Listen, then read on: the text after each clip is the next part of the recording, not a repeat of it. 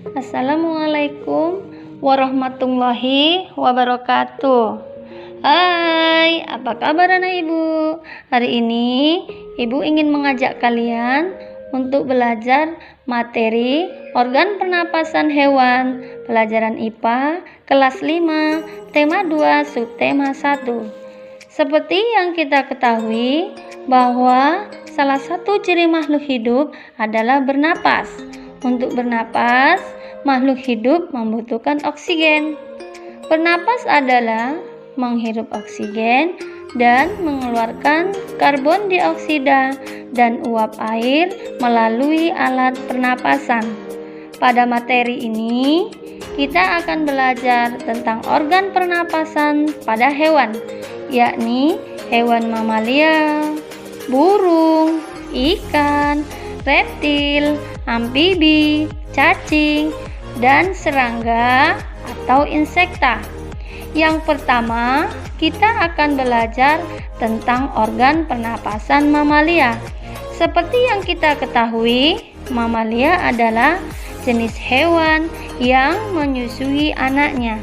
Di sini, berdasarkan tempat hidupnya, mamalia terbagi dua, yaitu mamalia darat dan mamalia air. Mamalia darat contohnya adalah kucing, kuda, sapi, kerbau, dan lain-lain. Mamalia air contohnya paus, lumba-lumba, pesut, dan duyung. Alat pernapasan mamalia darat yaitu hidung, tenggorokan atau trakea, dan paru-paru. Jadi, oksigen masuk melalui hidung, kemudian melewati tenggorokan atau trakea untuk selanjutnya menuju ke paru-paru. Pada mamalia air, hidungnya dilengkapi dengan katup. Saat mamalia tersebut menyelam, katup akan menutup. Sebaliknya, saat mamalia tersebut muncul ke permukaan air, katup terbuka. Saat itulah mamalia air tersebut akan menghirup oksigen serta mengeluarkan karbon dioksida dan uap air. Yang kedua adalah organ pernapasan pada burung. Burung bernapas dengan sepasang paru-paru. Paru-paru burung terletak di dalam rongga dada udara yang mengandung oksigen masuk melalui lubang hidung. Pada pangkal paru sebelah atas, selanjutnya udara masuk ke pembuluh darah yang disebut trakea. Dari trakea, udara sebagian masuk ke paru-paru dan sebagian lagi masuk ke kantong udara. Burung menghirup udara sebanyak-banyaknya. Saat tidak terbang, burung tidak menghirup udara.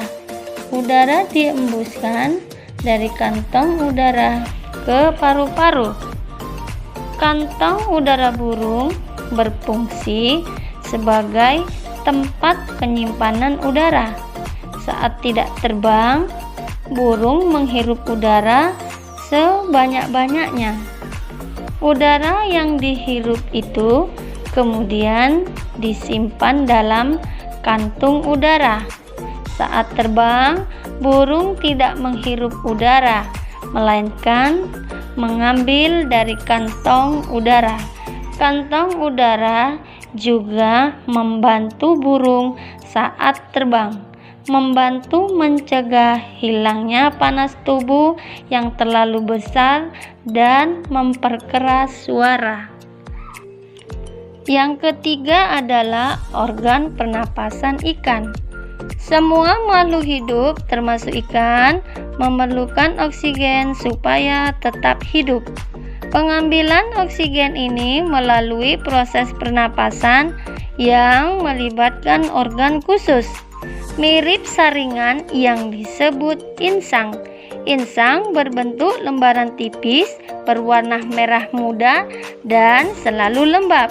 Insang terdapat tepat di belakang rongga mulut pada kedua sisi kepala ikan. Biasanya, insang dilindungi oleh selaput atau rangka yang disebut tutup insang atau operculum. Di balik tutup insang ini terdapat 4 deret insang, terdapat pembuluh darah halus.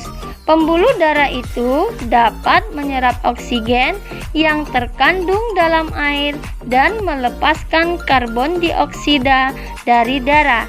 Insang juga berfungsi sebagai alat pengeluaran garam-garam dan sebagai penyaring makanan. Yang keempat adalah organ pernapasan reptil. Hewan yang termasuk jenis reptil diantaranya ialah ular, kadal, cicak, buaya, dan biawak. Reptil bernapas menggunakan paru-paru.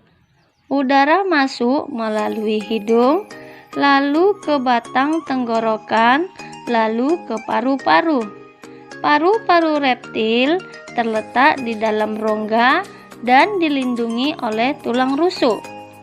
Paru-paru reptil sederhana dengan beberapa lipatan dinding yang dapat membesar permukaan paru-paru. Namun, paru-paru kadal dan buaya lebih kompleks dengan beberapa belahan dan bertekstur seperti spons. Yang kelima adalah organ pernapasan amfibi. Kata termasuk hewan amfibi, yaitu hewan yang hidup di darat dan di air. Saat masih berupa kecebong, kata hidup di dalam air dan bernapas menggunakan insang. Insang kecebong terletak di luar tubuhnya dan terdiri atas lembaran-lembaran kulit halus mengandung kapiler darah setelah berumur 9 hari. Kecebong bernapas menggunakan insang dalam. Insang dalam akan menyusut seiring mulai berfungsinya paru-paru dan katak maupun tumbuh menjadi katak dewasa. Katak dewasa bernapas menggunakan paru-paru dan permukaan kulit. Yang keenam adalah serangga atau insekta. Seperti hewan lain, serangga bernapas dengan menghisap oksigen dan melepaskan karbon dioksida. Namun, alat pernapasan serangga berbeda dengan hewan lain. Alat pernapasan serangga berupa trakea, yaitu sistem tabung yang memiliki banyak percabangan di dalam tubuh. Percabangan trakea disebut trakeola. Trakea mengedarkan oksigen langsung ke semua sel tubuh dan organ serta menyerap karbon dioksida dari semua sel tubuh untuk dibuang. Untuk memasuki trakea melalui pori-pori kecil di permukaan tubuh serangga yang disebut spirakel. Selanjutnya, udara beredar melalui pembuluh udara kecil. Sel-sel tubuh mengambil oksigen langsung dari pembuluh udara kecil itu. Karbon dioksida dari sel akan mengalir ke trakeola lalu dibuang melalui lubang spirakel. Terima kasih, sampai jumpa.